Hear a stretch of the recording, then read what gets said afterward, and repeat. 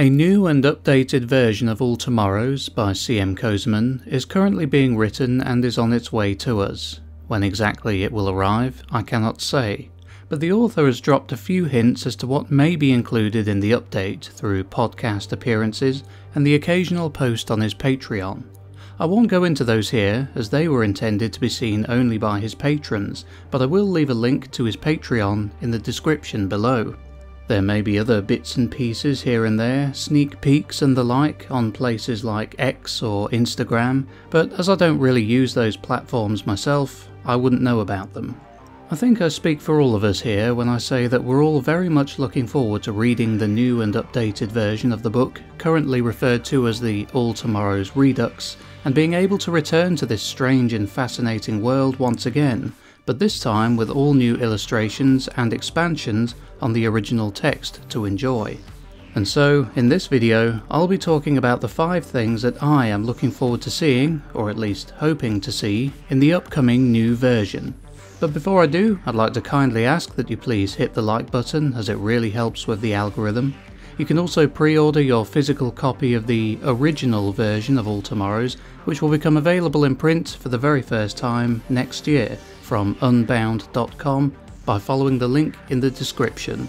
Now, without further ado, let's get into the list. Number 1. More illustrations per species.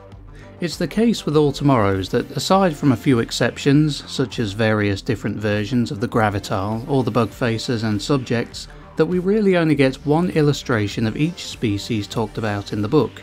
For instance, in the description that comes with the image of the predators and prey, it describes the predators in such a way that details of various different kinds of human-descended predators are briefly given. As per the book, quote, "Most of the time they resembled the vampires, werewolves and goblins of bygone lore, hunting equally subhuman prey with a combination of derived weaponry. We see one type of predator, one that I would say looks more goblin-like than it does a werewolf or vampire, though not entirely. But wouldn't you really like to see some of the other varieties that are stalking the plains, woods and forests of this world? I would. I'd also like to know which of these became the most successful of them all, and became what we come to know as the killer folk. Perhaps it was a similar situation to ours, where Homo sapiens ended up winning out over the Neanderthals, Homo habilis, and the Denisovans, etc. This would be a lot of fun to explore, in my opinion. I'd also like to see more individual star people, and what their lifestyles were like throughout their history. Number 2. A look at the species' homeworlds.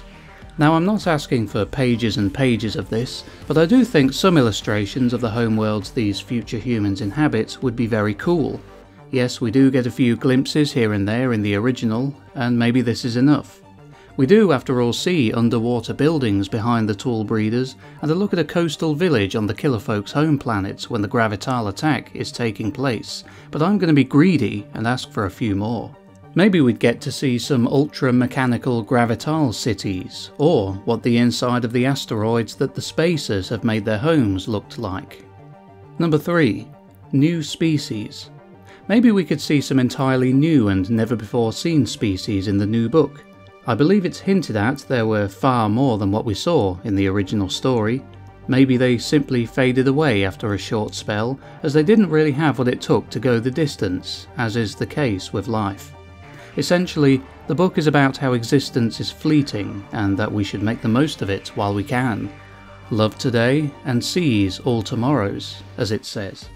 Despite many of these unknown future humans eventually dying out, their stories are still worth telling. I'd like to know a little bit more about them, if it serves the overall story well, of course. Number 4. Short individual stories. Following on somewhat from my previous point, I'd also like to get a glimpse into the lives of a few individuals from the story. I'm not saying this should be the case for every single species. I think a handful of short stories peppered throughout would suffice. Maybe we could read about the ins and outs of the daily life of a snake person.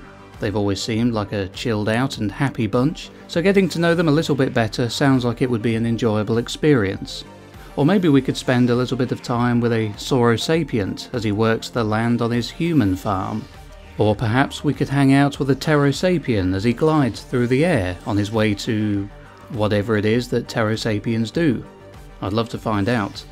This is an approach that I feel worked well in Man After Man and also in Green World.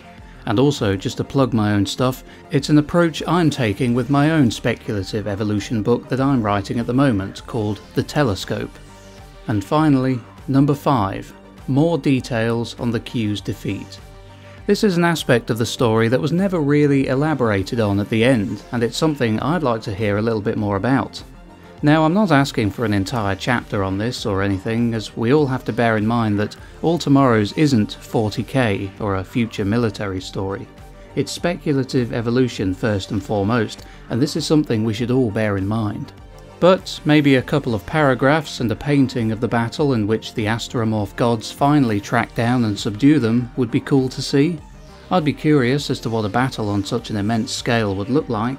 It may not even look recognisable as war to us at all, as it's being fought by godlike future humans and an alien species around 1 billion years in the future. I won't get into my ideas for this here too much, as I don't want any of my ideas to accidentally catch on and then the book ends up being very different. I'm not saying my ideas are amazing or anything, but I just don't want to create any awkward situations, so I'll leave it there for now.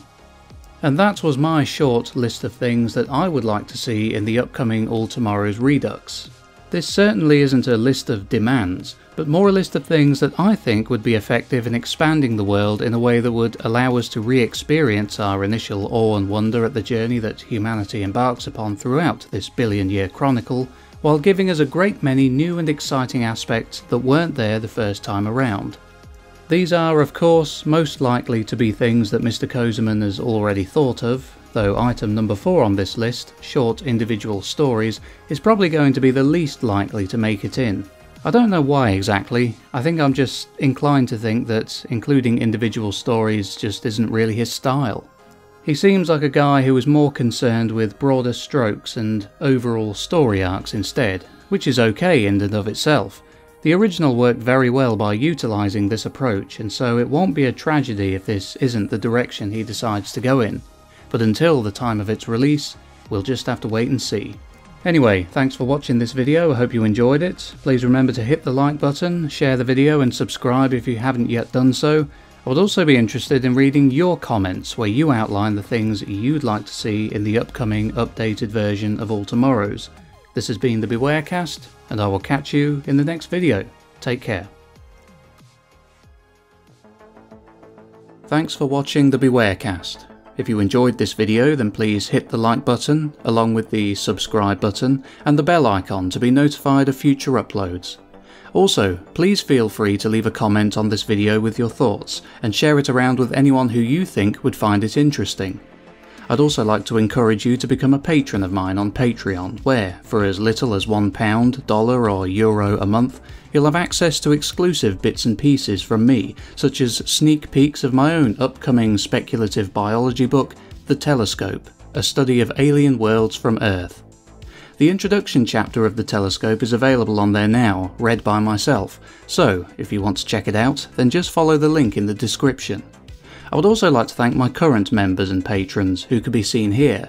This has been the Bewarecast, and I'll catch you in the next video. Take care.